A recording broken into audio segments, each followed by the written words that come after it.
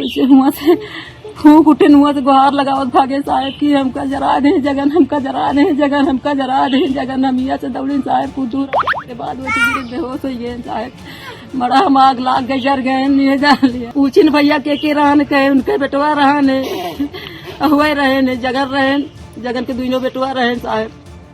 ये कहानी सिर्फ एक हत्या की नहीं, ये कहानी उस सिस्टम की है जहां जमीनी विवाद सालों तक सुलगता रहता है और पुलिस की चुप्पी आखिरकार इंसान को जिंदा जला देती है।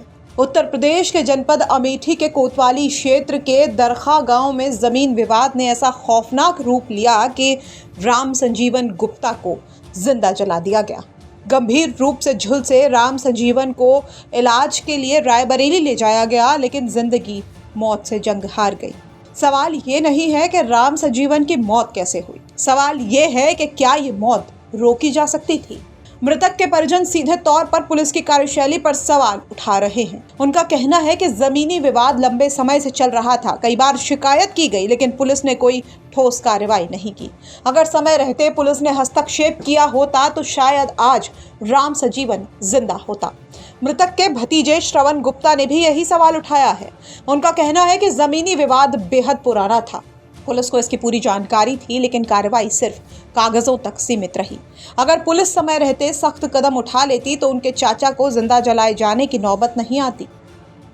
जमीन से मामला कई दिन से चल रहा था, तो 151 का चलान हुआ था, सब लोग छूट के आए थे। रोज रोज लड़ाई होती थी, इसीलिए हुआ। जमीन के चक्कर में हमारे चाचा लोग को जला दिए। हमारे चाचा लोग, अरे चाचा ने आपके जला दिया तो क्या उनके कोई और था, मतलब उनके परिवार में कोई और था, उनकी पत्नी में, उनके बच्चा? पत्नी नहीं है, न उनकी पत्नी है, एक लड़का है, वो छोटा 3 साल का है बस।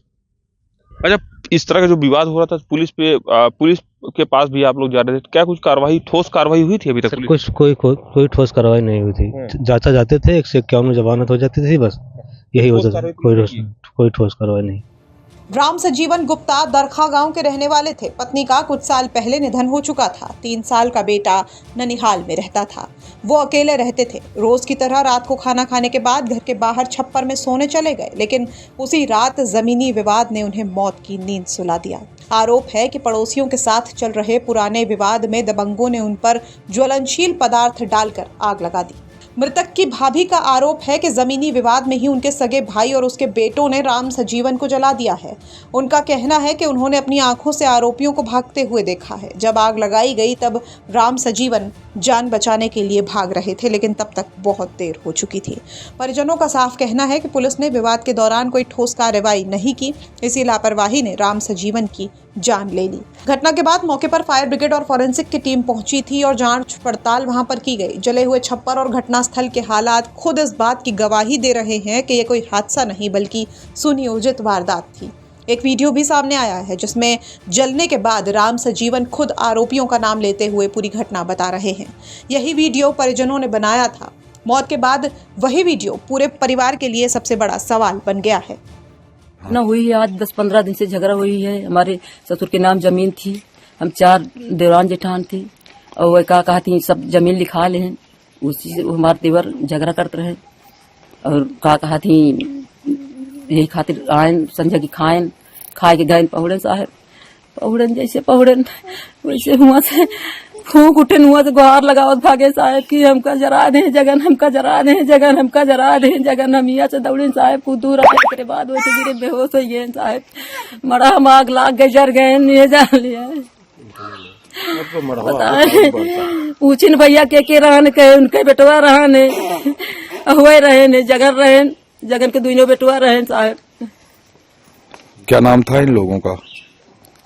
सचिन सतीश जगन। सचिन सतीश जगन। वहीं इस मामले में पुलिस न कुछ कहने को तैयार है और ना ही कोई जानकारी देने को। बस एक बात कही जा रही है कि जांच चल रही है, लेकिन सवाल अब भी वहीं खड़ा है। जब विवाद जिंदा था तब कार्रवाई क्यों नहीं की गई? जब शिकायतें थी तब सख्ती क्यों नहीं दिखाई गई? क्या पुलिस की भूमिका सिर्फ लाश गिरने के बाद जांच शुरू करने तक ही सीमित है? अमेठी की ये घटना एक बार फिर अपराध और पुलिसिंग सिस्टम पर बड़ा सवाल खड़ा कर रही है। यहाँ इंसाफ जिंदा आदमी को नहीं मिला, अब फाइलों में न्याय तलाशा जा रहा है। अमेठी से अभिषेक त्रिपाठी की रिपोर्ट, यूपी तक।